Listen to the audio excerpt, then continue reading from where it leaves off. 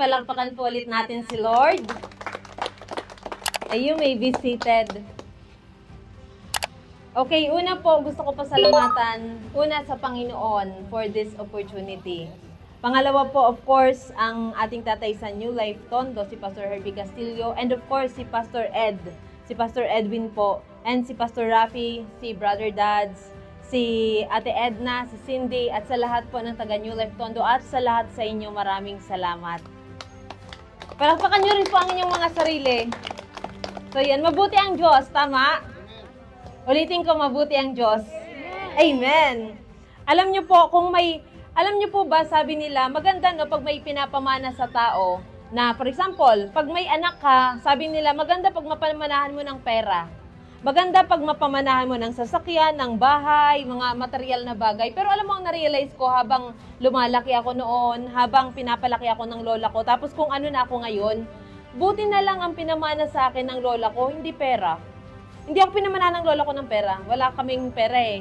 Lumaki ako sa squatter eh. And wala naman sa amin may pamana, pati ang magulang ko rin, na pera. Walang sasakyan na may pamana, walang bahay, walang mga material na bagay. Pero alam niyo kung anong pinamana sa akin ng lola ko? Yung simula bata ako, linagay sa isip ko, linagay sa puso ko ng lola ko na per kasi ang tawag sa akin noon, ng kapamilya ko, per. Listen carefully sa mga nanay po dito, sa lahat po no, lagi sa akin sinasabi ng lola ko na, per, kahit anong mangyari, huwag kang makalimot sa Diyos.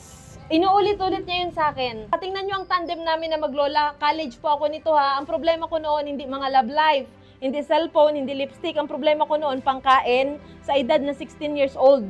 Pangkain, pangbayad ng kuryente, pangbayad ng tubig. Wala ako nung time magpakyut-pakyut kasi magugutom ako. Uunahin ko ang paghanap ng pera kaysa magpakyut ako. Yeah, alam nga naman ibili ko ng lipstick, ang pambili ng bigas. Tama.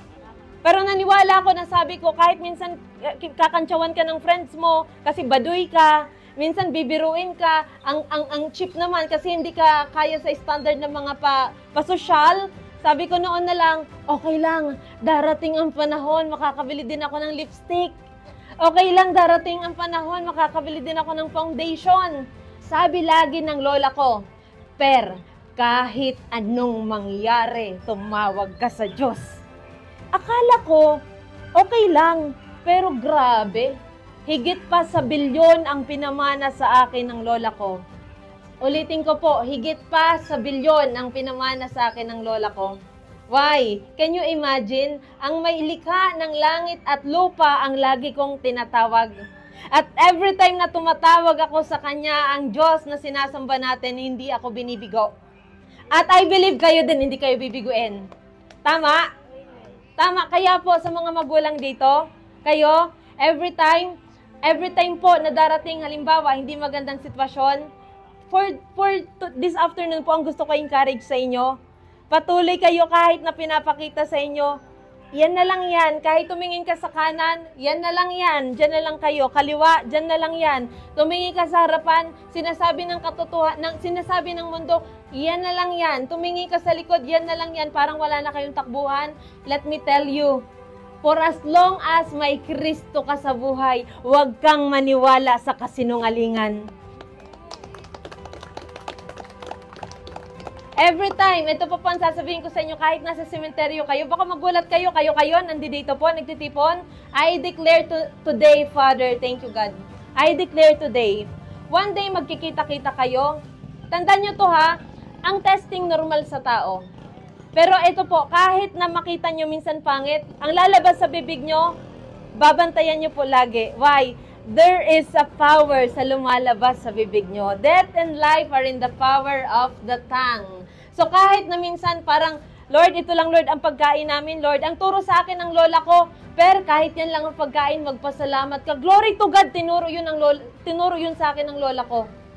Dati po, yung pangarap ko lang po makakain ng tinapay na may palaman na cheese, may peanut butter. Pero glory to God, yung bata na yun lang ang pangarap. Ang laki pala ng plano at pangarap ng Panginoon. Kaya alam niyo po, naniniwala ko, ang pinakamayaman na tao, hindi naman yung 10 ang sasakyan mo, hindi naman yung may sasakyan ka, hindi. Hindi, why? Sabi sa Bible, in times of calamity, pati baka ang sasakyan mo, pag tinawag mo na, wala na sa'yo magawa. Kahit may bilyon ka, pag sinabihan ka ng doktor, may stage 4 cancer ka, kahit tawagin mo pa ang pinakamahusay na doktor, pati ang doktor walang magawa. Pero si Kristo laging may magagawa.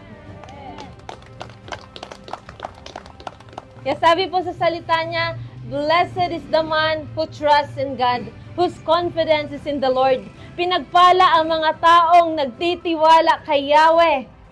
Kayo po ay pinagpala. Tandaan ninyo ito. Alam niyo po, dumating sa punto ng aking buhay na ang sarap ng Panginoon. Alam niyo po, napaka-sweet ni Lord. And what I am praying also today sa inyo, sa inyo po lahat dito sa North Cemetery, happy 4th anniversary. Enjoy the goodness of God.